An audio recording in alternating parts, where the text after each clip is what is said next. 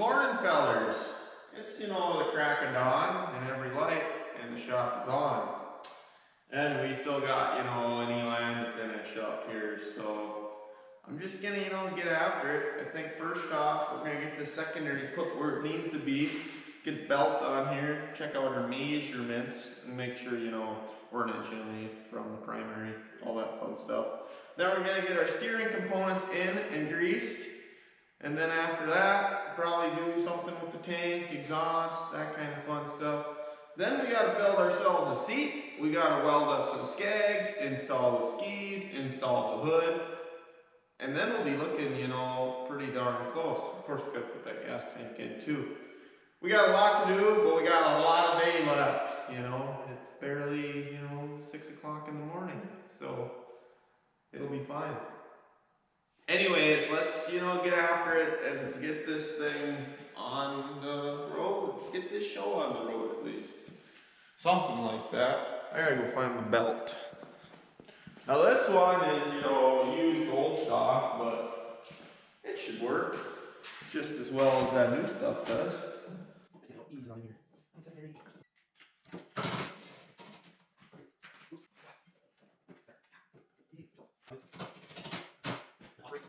So we're looking for 1 7/8 inches for the distance between this secondary and the primary pulley.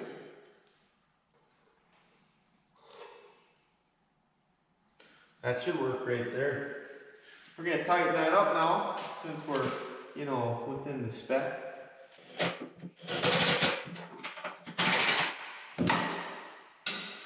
That's pretty darn tight. I'm sure there's a torqueation spec for that, but that looks, pretty darn good. Next up, let's get our steering situated and, buckled in. That's kind of an important one, steering. Now with this model, we're going with 2 different, ends. We got ourselves like a probably 74 end or something, and then a 73. Yeah, I don't know. It's what she had on her, so that's what we're gonna use. I'm not too concerned about it as long as it steers. So guys, gonna get, a steering thingies in there now. I'm gonna lube them up good with this lithium grease. I'm using it because it's open, and that's what I got.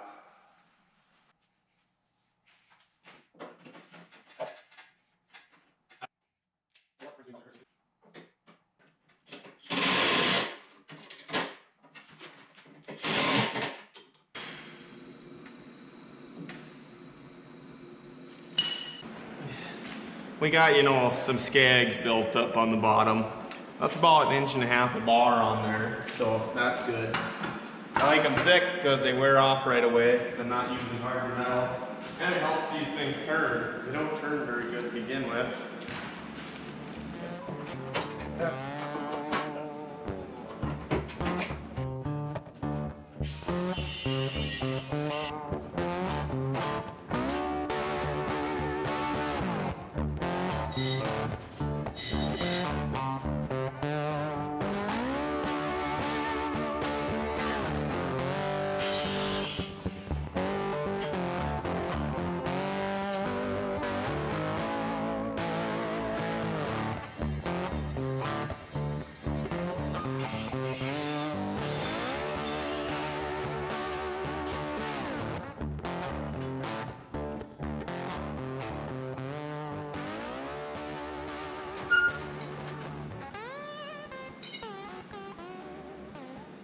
So, I've been getting my butt kicked putting this thing back together, but it's getting close. All we have to do now is put some gas in it, put some oil in it, and button up a few other things, and we'll be able to go for a test ride. I'm not going to do all the electrical yet. I'm going to wait on that. We're going to do that later because that's going to take some time, and we're going to put in our hood line and all those other things, all the minor details.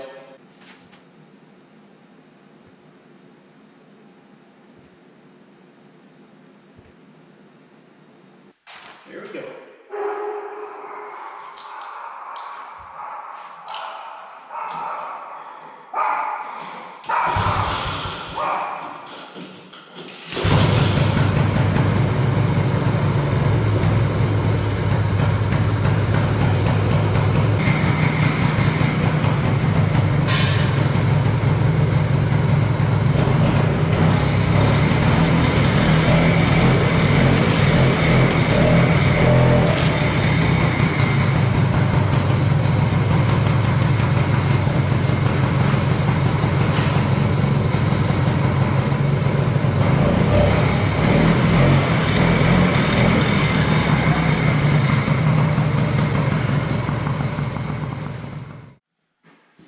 Well, folks, it's together and it runs. But we have some issues, you know, what you expected when you're just throwing pieces together and trying to make something, you know, functional, which, you know, it is that right now, but it's not comfortable. And that's because it's vibrating a lot. Now, a single cylinder is going to vibrate. That's the way it is. But this is violent vibration, and I mean like shaking your fingers numb, rattling your teeth out type of stuff here. And I think I found the culprit of it. It would be this motor mount that I put in. You know, it's the solid base. Well, the way they got the angulations on it, on the bars, it's digging in the tunnel. So there isn't no shock absorbers. That's what I think the problem is. I also think the other problem, or part of the problem, is this fancy muffler, you know, we put on there and fixed up. The way that goes around the steering shaft, it is, you know, rubbing a little bit. And that's shaking the handlebars too. So when you're really getting on her, you know, you might lose your fingernails or your teeth or both, because it's violent. It vibrates a lot. First I thought it was a clutch issue. Switch clutches, it's not clutch issue. It's motor mount issue, I'm pretty sure. So to fix it, we're gonna pull this motor out and, you know, switch it with the other motor mounts and see if that fixes it. If it doesn't, you know, we'll just keep troubleshooting and throwing parts at it until we figure something out. Or until, you know, we just man up and ride it the way it is. We won't do that. We're gonna fix it sort of right.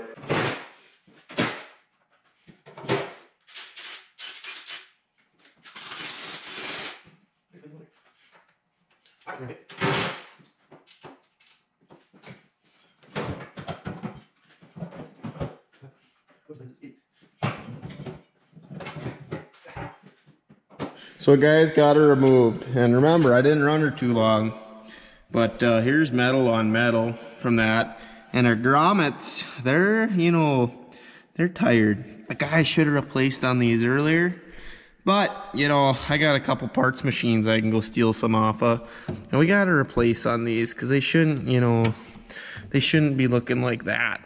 That's for darn sure. So that's what we're gonna do. This is that plate I was talking about, and I think it would be fine, other than, you know, these are solid on there, and you see it's been rubbing on the bottom already. And this thing's only ran for like 5 minutes, maybe. So definitely gonna fix on that with, you know, our old parts machine here, which really ain't parts. I mean, this is a good running motor, but we're gonna steal this base off here. I think this was actually the original for that other motor. I can't keep them straight, but anyways, yeah, that's coming off and going on there once we find some grommets to put on there. So we're down here operating, you know, and I did the hard work, split the, you know, that one off and whatnot. We're gonna put this can on here too. You know, the other muffler was dragging a little bit. So I got some heat tape here. I'm gonna put on my spark plug wire and my other wires coming up with it, coil wire and magneto wire and all that fun stuff.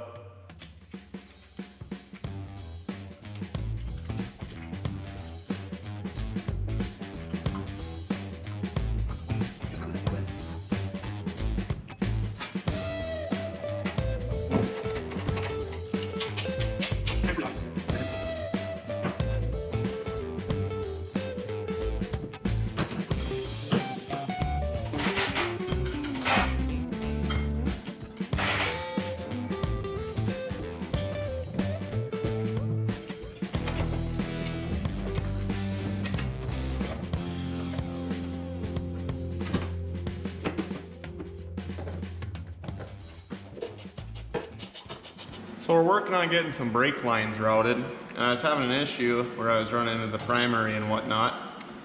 So I decided I'm going to install this guard, which I wanted to do in the first place, but I kind of forgot about. Well, I should have welded this in first, but I didn't. So I drilled a hole here through this, I'm going to bolt her down there, and this little tab's going to ride up on the bottom of that engine frame, and I am going to put a little rubber dampener on this end. And that's going to hold her in place, hopefully. Bolt that on and she'll be, you know, secure and whatnot. So we're gonna make a rubber dampener now, and we're gonna use this electrical tape. Yep, it should make a pretty darn good, you know, vibration stopper of sorts, and kind of a wedge to make sure it stays tight. It's the cheap way to do things. Yep, look at that, factory. So this should go something like this. Oops, underneath that one. Oh yeah.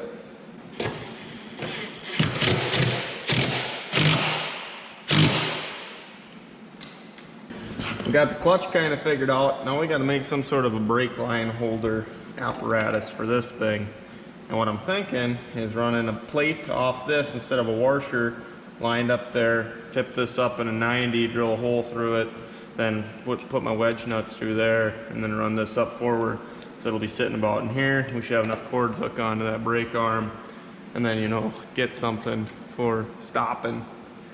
But yeah, I gotta cut this down a little bit to fit between that wedge there. So we'll mark it, eye it up, hit our thing with grinder, and go from there. Drill some holes, it'll be fine. We got our piece made here. Now we're gonna put a bend right here. Maybe try to bend this back. If not, you know, we'll just put a tack on there or something. Probably put a crossbar on that bend, make this more strong.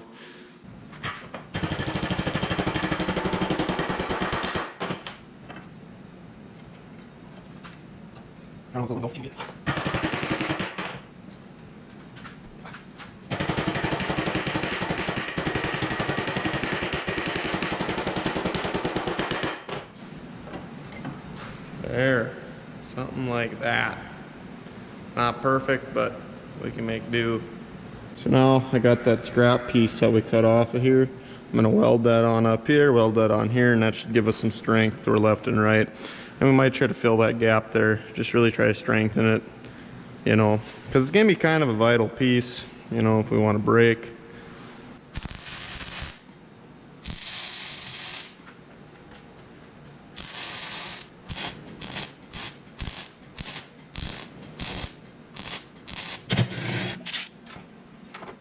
That's perfect. Wow. This cable is gonna route on through there. Did I really just lose another bolt? Are you kidding me? No idea where that went. Anyways, this cable's gonna route through here with this. And this is gonna go through here like that. There, we got ourselves a brake lineage. Pulled the gas tank looking for the bolt. You wanna know where it went? Look right here. What are the chances of that? So this is what we got going on here. This cable's gonna route around. It's gonna be on the outside of the shroud, so it's not gonna get caught up in our primary. Comes down to a little bracketry that secures it, tensioner. Comes up here, wraps around, she's locked in tight. Found an old exhaust spring, overstretched it. But hey, look, we got gappage there. Apply the brakes, no more. So we got a working brake system, and it's taunt. I mean, you got brakes. If you get this baby wrapped around here, you're probably gonna bust the cable or something, but yeah, other than that, you know, we got the vents to put in and the light and whatnot, but I think we better go test on her again and make sure everything's, you know, up to par before we really start buttoning her up with all those, you know, fancy things. Let's see if we can't get this thing to roll.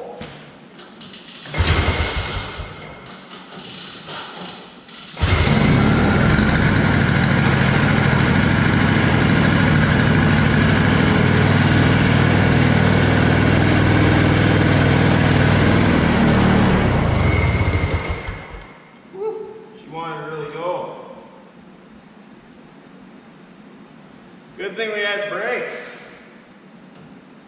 Okay, look at this. See that there? There's a gap. Our throttle's like mid-throttle. That's why she wants to go. So I'm just gonna fix that quick. That was dumb. Should have caught that on my pre-inspection, but I didn't.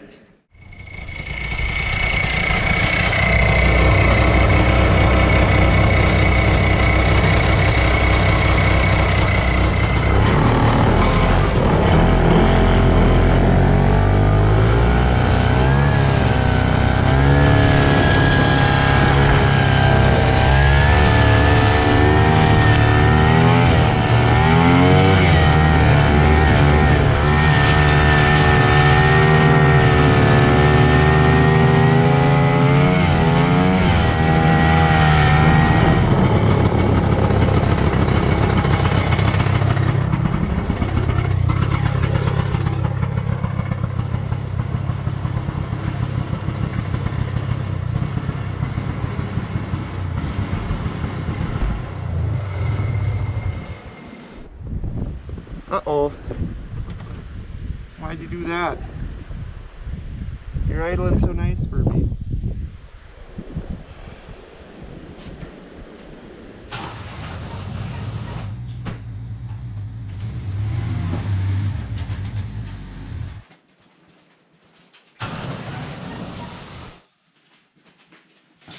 Well, the test ride went great, other than the part where it doesn't want to idle, which, you know, I'm not sure. It's kind of cutting in and out a little bit too. That could be my wiring or my lack of wiring. Or it could just be a spark plug, but that's probably not the case. We're going to, you know, pop the hood and take a look at it, check for spark. And then I'm going to go eat dinner. I'm kind of hungry.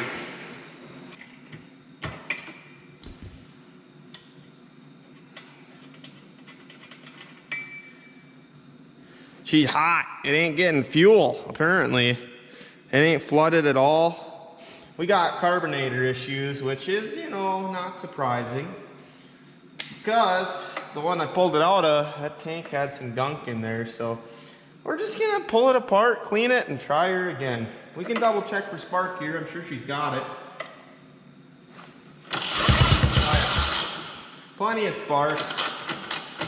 Let's, you know, dive into that after dinner, maybe.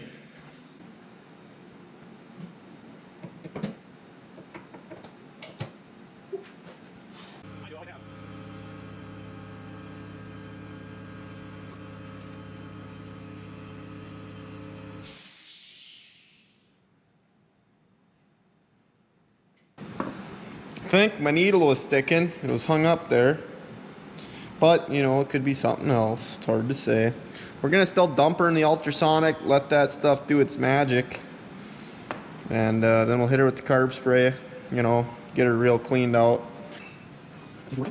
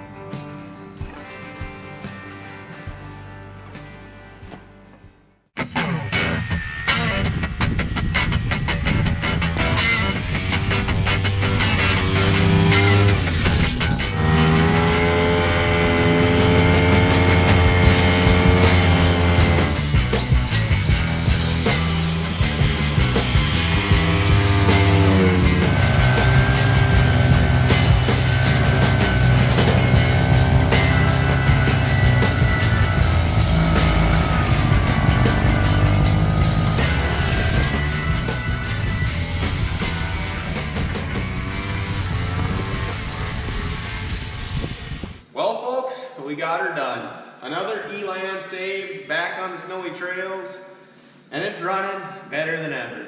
We stuffed the 335 and a 335 Olympic chain case in her, you know, so we got the 1534 gearing with a double chain. We got the Olympic drive underneath with the Olympic bogies, and we're running a, I think it might be even an Olympic cog underneath there. I don't remember. You guys saw how it all went down. There was some headaches along the way, but, you know, at the end of the day, it was worth it. It's got plenty of torque, plenty of power, and I think it's going to put the old 250 Elans to shame. But there's only one way to find out, and we're going to have to line them up and race them, you know. But we'll get there and we'll get there. I got a few other things to tidy up on this rig, like putting in a headlight and the vents and, you know, some other things. Probably a drop down chute for the carburetor, you know, because it's sucking snow. That's one of the biggest problems with these rigs. You know, that snow comes over the hood and right into the carburetor, and you're donezo's. They'll start back up, but usually you're stuck when they do, which ain't a big deal, but, you know, if you don't get snow in the engine, that's probably a good thing. But anyways, thank you guys for watching Rotten and Forgotten. We'll catch you on the next one. I'm not sure what we're going to do, but I'm sure it'll be fun. So, I'll see you then.